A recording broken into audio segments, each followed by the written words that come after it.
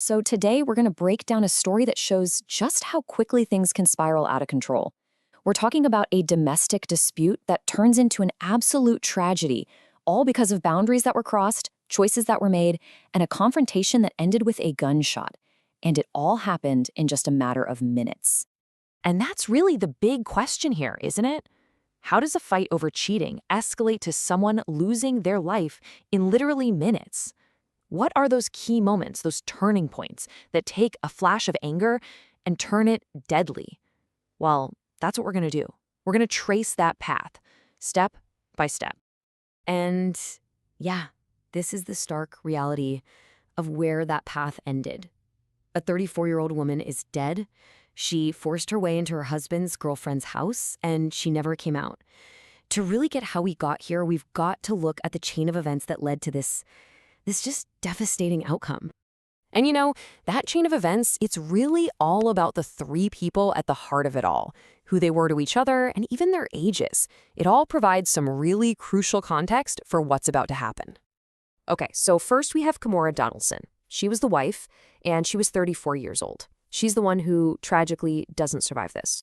Her husband was Jaquan Donaldson, and he's 39. Now, it was his car that Kimora found parked outside another woman's house. And that discovery, that's what kicked this whole horrible sequence into gear.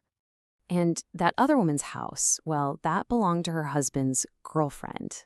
And she was just 19 years old. That's a pretty big age gap. And it's definitely a detail that stands out in the background of this story. All right, so how do we get from finding a car to a deadly fight? Let's look at the timeline, because it really shows a series of choices where each and every one just ramped up the danger. I mean, look how fast this escalates.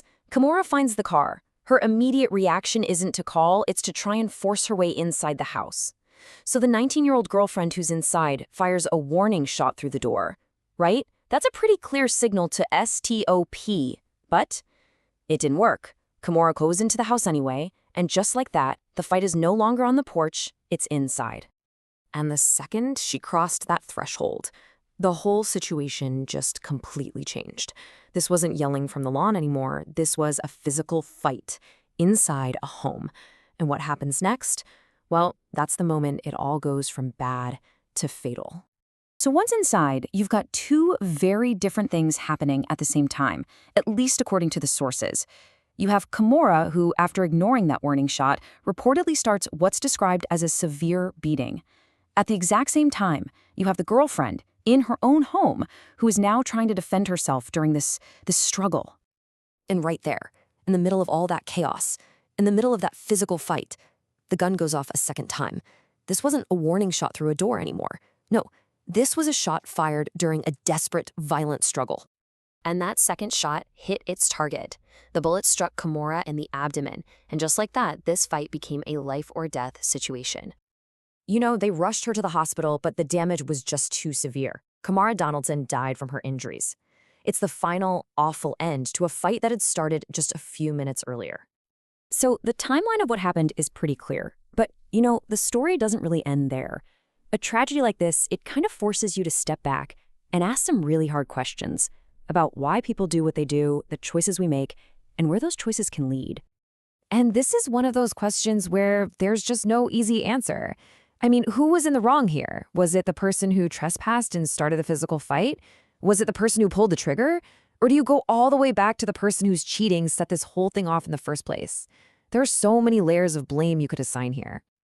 This one really gets to the heart of it, doesn't it? At what point could a different choice have saved a life? What if Kimora had just walked away when she saw the car? Or what if she'd stopped at the warning shot? What if the girlfriend never opened the door and just called the cops? It just shows you all the different moments, all the off-ramps that were missed. And this last question, it kind of zooms out from this specific tragic event and looks at the thing that started it all, the cheating. It really makes you think, what is the point? Why cause someone that much pain and heartache when you could just not be in that relationship?